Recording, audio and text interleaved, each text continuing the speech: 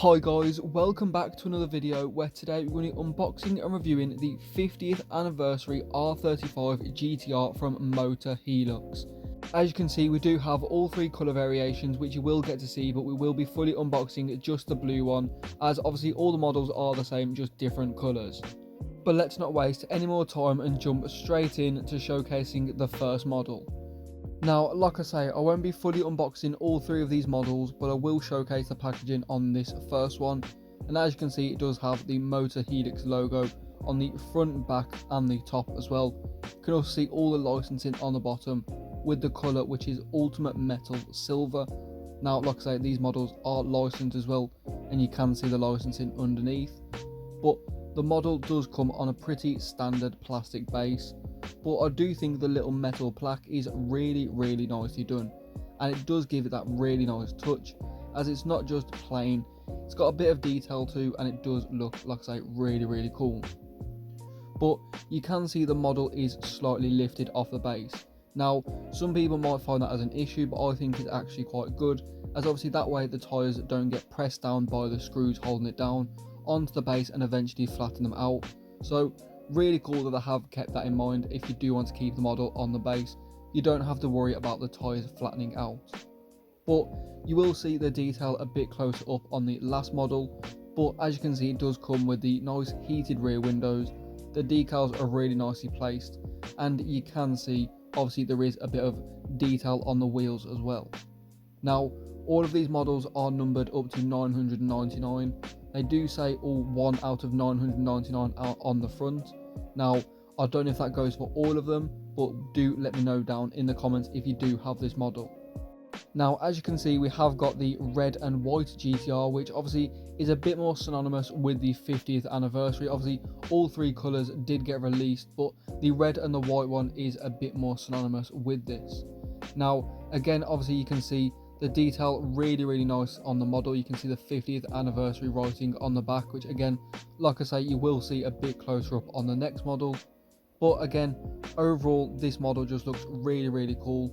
I do think the base could be a little bit more detailed, have something else on it, but like I say, the plaque again, really cool.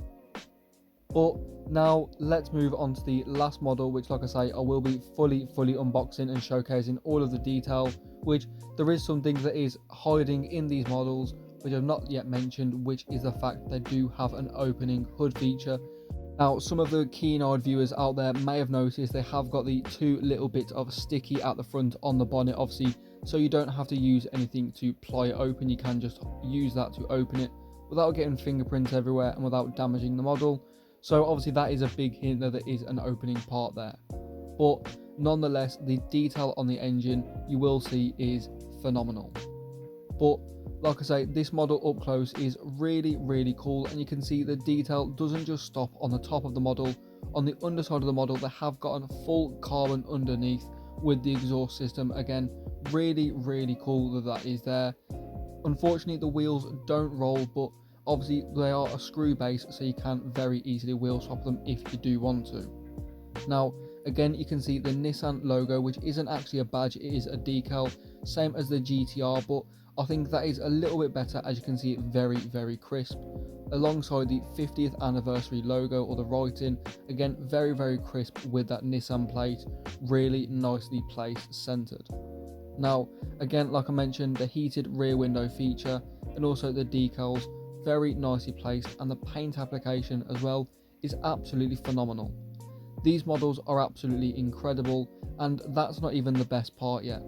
Obviously, like I say, they do have the opening hood feature, which does open a little bit wide, but nonetheless that is quite cool, so you can actually fully see into the engine. Now, they don't have a bonnet stay that I have found yet, so that is a little downside to them, but as you can see, the bonnet does stay up very nicely, and it does open and close really smoothly. But the detail on this engine is absolutely phenomenal. You can see the Nissan logo on the engine and all the pipework, the different little bits in the engine, which again I find absolutely incredible that they've managed to do on this model, especially for the price point of around £25 to £30. Very cool. Obviously you can see the headlights as well. There could be a little bit more depth in them, but I'll let that off, as obviously the engine is the main part of this model. You can see it does close nice and flush, but you may have the issue with the little bits of sticky giving it away and making it look like it is open at the front. But nonetheless, that doesn't play too big of an issue.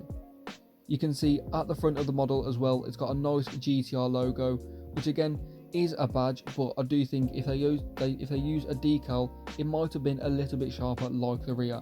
Let me know what you think in the comments down below. But you can also see it, speaking of the rear of the model, you can also see the rear tail lights are really nicely proportioned, and so is the spoiler. The rear of the model, again, really nicely done, and in general this model overall for all of them are really well done. I definitely recommend them, and I'll definitely be getting them for my own collection. Let me know what you think down below.